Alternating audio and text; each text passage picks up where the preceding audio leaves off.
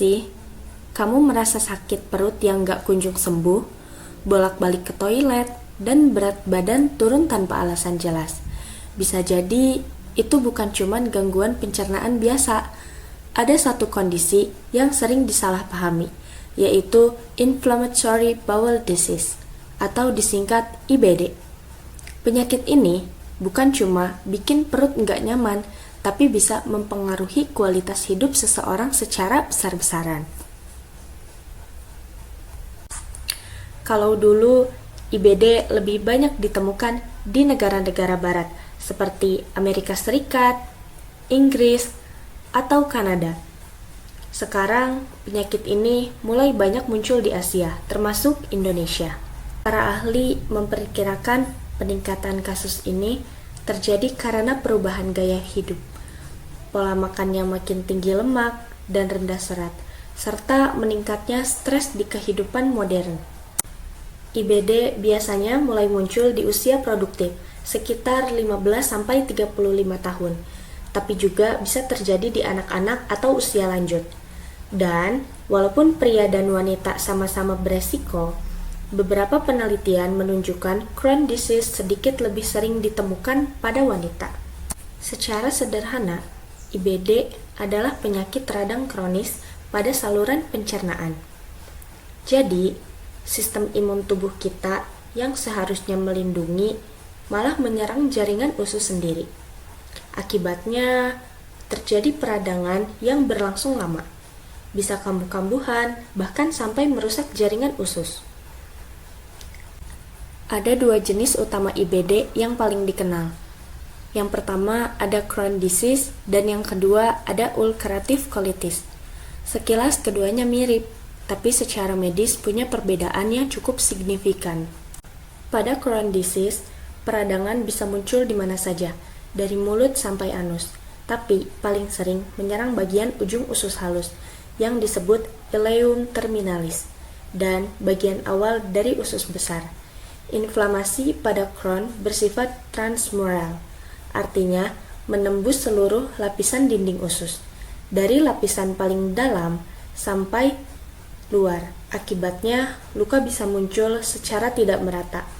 Ada bagian usus yang rusak parah diapit oleh bagian yang masih sehat, disebut skip lesion. Kondisi ini bisa menyebabkan penyempitan saluran usus, pembentukan abses, atau terbentuknya saluran abnormal antar organ yang disebut fistula.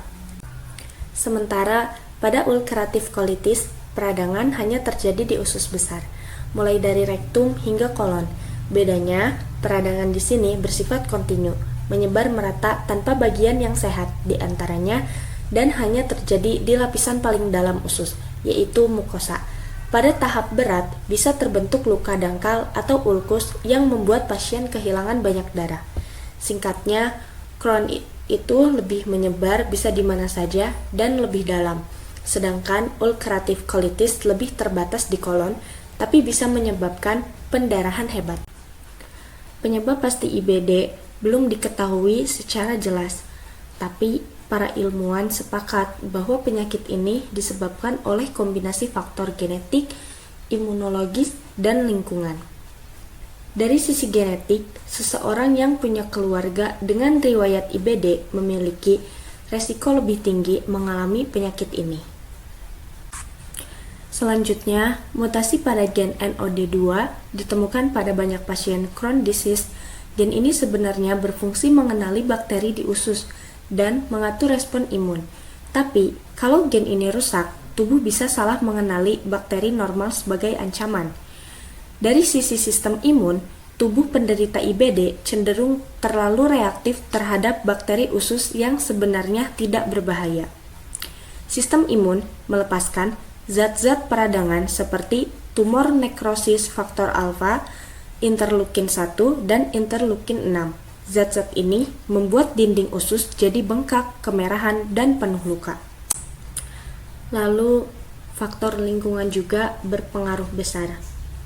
Pola makan tinggi lemak, rendah serat, stres berat, infeksi, hingga kebiasaan merokok, semuanya bisa memperburuk inflamasi usus. Bahkan penelitian menunjukkan bahwa perokok aktif memiliki resiko Crohn disease 2 kali lebih tinggi dibandingkan dengan non-perokok. Secara sederhana, di dalam tubuh kita, lapisan usus berfungsi sebagai penghalang antara isi usus dan sistem kekebalan tubuh. Pada orang sehat, mikrobiota di usus hidup damai, membantu mencerna makanan dan melindungi kita dari patogen.